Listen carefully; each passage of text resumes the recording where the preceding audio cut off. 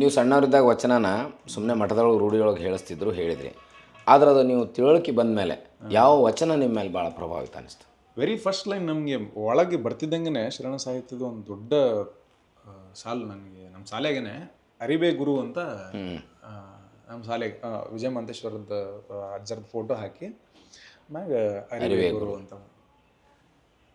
ಅಂದರೆ ಅದು ನಮ್ಮ ಸಣ್ಣದಾಗ ಅರ್ಥ ಆಗ್ತಿರಲಿಲ್ಲ, ಪದಗಳು ಅರ್ಥ ಆಗೋದು, ಬಟ್ ಅದರದ್ದು ಅರ್ಥ ಇರ್ತದಲ್ಲ, ಡೆಪ್ತ್ ಮಲ್ಲ ಮಸೂರು ಹೇಳಿದ್ರು ಕೂಡ ಅವಾಗ ಒಂದು ಇಷ್ಟೇ ಅರ್ಥ ಆಗಿರೋದು ಆವಾಗಿನ ತಲೆಗೆ. ಹೆಂಗೆ ಒಂದೊಂದೇ ಕ್ಲಾಸ್ ಮುಗಿಸ್ಕೋ ಕಾಲೇಜ್ ಆದಮೇಲೆ ಬೆಂಗಳೂರು ಹಿಂಗೆ ಬರ್ತಾ ಅದನ್ನು ಯಾವ್ಯಾವ ಓದಿದ್ದು ಮತ್ತೆ ರಿವಿಸಿಟ್ ಮಾಡ್ತಿದ್ವಲ್ಲ, ಅದು ಇನ್ನೂ ಜಾಸ್ತಿ ಆಳಕ್ಕೆ ಅರ್ಥ ಹಾಕೋತ ಹೋಗೋದು.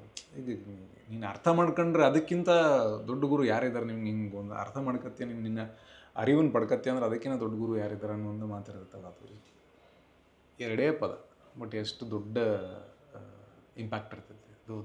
That was the first impact. ಅದು ಬಿಟ್ಟರೆ ನನಗೆ ಸುಮಾರಷ್ಟು ವಚನಗಳ ಹಾದಿಯಲ್ಲಿ ಫಸ್ಟ್ ಅವಾಗ ಶಾಲೆಗೆ ಸುಭಾಷಿತ ಅದೆಲ್ಲ ಹೇಳ್ಸೋರಲ್ಲ, ಹಾಗೆ ವಚನಗಳನ್ನು ಬೋರ್ಡ್ ಮ್ಯಾಗ ಬರೆದು ಹೋದರು. ನಾನು ಇವತ್ತು ಸ್ಟೇಜ್ ಮೇಲೆ ಹೇಳಕತ್ತಿದ್ದೆ ನಮಗೆ. ಅಂದರೆ ಇವತ್ತು ನಾವು ಸಹಬಾಳ್ವೆ ಬಗ್ಗೆ ಅಥವಾ ಸಮಾನತೆ ಬಗ್ಗೆ ಎಷ್ಟೊಂದು ನಾವು ಪ್ರಯತ್ನ ಪಡ್ತೀವಿ, ಬಟ್ ಆವಾಗ ಅವರು ಪ್ರಯತ್ನ ಪಟ್ಟು ಅದನ್ನು ಬರೀ ವಚನಗಳಲ್ಲದೆ ಅದನ್ನ ಅಳವಡಿಸ್ಕೊಂಡು ಬದುಕಿಬಿಟ್ಟಾರೆ. ಸಿಂಪಲ್ಲಾಗಿ ನೆಲವೊಂದೇ ಹೊಲಗೇರಿ ಶಿವಾಲಯಕ್ಕೆ, ಜಲವೊಂದೇ ಶೌಚಾಚಮನಕ್ಕೆ,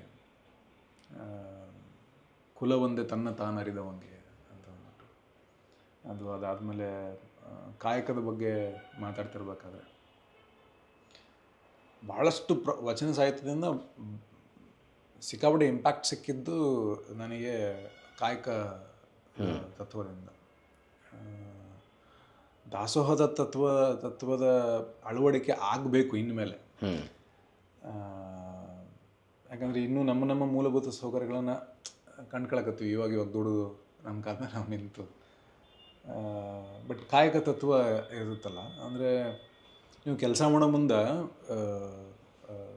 ಗುರುದರ್ಶನ ಆದ್ರೂ ನೀವು ಮರಿಬೇಕಲ್ಲ, ಲಿಂಗ ದರ್ಶನ ಆದ್ರೂ ಮರಿಬೇಕು, ಜಂಗಮ ಎದುರುಗಿದ್ರೂ ನೀವು ಅದ್ರ ಹಂಗೆ ತೊರೆದು ಬರಬೇಕು, ಕಾಯಕದಲ್ಲಿ ಕೈಲಾಸ ಕಾಣಬೇಕು ಅಂತ ಹೇಳೋದು. ಅಂದರೆ ಈಗ ಶರಣರ ಬದುಕಿನಾಗ ನಿಮಗೆ ಗುರು ಲಿಂಗ ಜಂಗಮಕ್ಕೆ ದೊಡ್ಡ ಮಹತ್ವ ಆಯ್ತಲ್ಲ, ಅದನ್ನೇ ಅವ್ರು ಸೈಡಿಗೆ ಇಟ್ಬಿಟ್ರು. ಅಂದ್ರೆ ಕಾಯಕ ಅಂತ ಬಂದಾಗ ಅದೇ ಕೈಲಾಸ ಅಂತ ಹೇಳಿದ್ದು. ಸೊ ಆ ಥರ ಒಂದೊಂದು ಓದ್ದಾಗಲೂ ಒಂದೊಂದು ಥರದ್ದು. ನಿಮ್ಗೆ ಅದು ಸಿನಿಮಾ ಮಾಡೋ ಮುಂದೆ ಭಾಳ ನೆನಪಾಗ್ತಿರ್ಬೇಕು, ಆ ಡೆಡಿಕೇಶನ್ ಬೇಕಲ್ಲ. ಇಲ್ಲ, ನನಗೆ ಶಂಕರ್ನಾಗ್ ಅವ್ರ ಬಗ್ಗೆ ಓದ್ತಿದ್ದೆ ನಾನು. ಅವ್ರ ಬಗ್ಗೆ ಓದ್ಕೋತ ಹೋದಾಗ ಇವ್ರು ಹಿಂಗೆ ಕೆಲಸ ಮಾಡೋರು, ಅಷ್ಟು ಸ್ಪೀಡಿಂದ ಕೆಲಸ ಮಾಡೋರು ಅಂದಾಗೆಲ್ಲ. ಅದಾದಮೇಲೆ ನಾವು ಓದಿದಂಥ ವಚನಗಳೇ ನೀವು ಕೆಲಸದಾಗ ದೇವ್ರನ್ನ ಕಾಣಬೇಕು ಅಂದಾಗ, ಅಂದರೆ ಕೆಲಸಕ್ಕೆ ನಾವು ಎಷ್ಟು ಶ್ರದ್ಧೆ ಇಟ್ಕೊಂಡಿರಬೇಕು, ಎಷ್ಟು ನಿಯತ್ತಿಂದ ಕೆಲಸ ಮಾಡಬೇಕು ನಾವು ಅಂತ ಅನ್ಸೋದು. ಅವ್ರದ್ದು ಸ್ಪೀಡ್ ನೋಡಿದಾಗ್ಲೂ ಅಷ್ಟೇ. ಸೊ ಕನ್ಸಿಸ್ಟೆಂಟಾಗಿ ಎಚ್ಚರಿಸ್ಕೋತಾ ಬರ್ತಿದ್ವಿ. ಸ್ವಲ್ಪ ಆಲಸ್ಯದಿಂದ ಇತ್ತು ಅಂದ್ರೆ ನನಗೆ ಇವತ್ತಿಗೂ ಒಂದು ದಿವಸ ಮುಂಜಾನೆಯಿಂದ ಸಂಜೆ ಮಟ್ಟ ಏನೋ ಕೆಲಸ ಮಾಡಲಾರ್ದ ಮನೆಯಾಗಿದ್ನಪ್ಪ ಅಂದರೆ ಇದಾಗಲ್ಲ, ಸಮಾಧಾನ ಆಗಲ್ಲ. ಒಂದು ಕತೆ ಕೇಳಬೇಕು, ಇಲ್ಲ ನಾನು ಪಿಕ್ಚರ್ ನೋಡಬೇಕು, ಇಲ್ಲ ಏನಾದ್ರು ಬುಕ್ ಓದಬೇಕು, ಇಲ್ಲ ಶೂಟಿಂಗ್ ಮಾಡಬೇಕು, ಏನಾರು ಒಂದು ಪ್ರೋಗ್ರೆಸಿವ್ ಆಗಿ ಏನಾರು ಒಂದು ಆಗಿರಬೇಕು, ಇಲ್ಲ ಏನಾರು ಒಂದು ಹೊಸದಾಗಿ ಕಲ್ತಿರ್ಬೇಕು.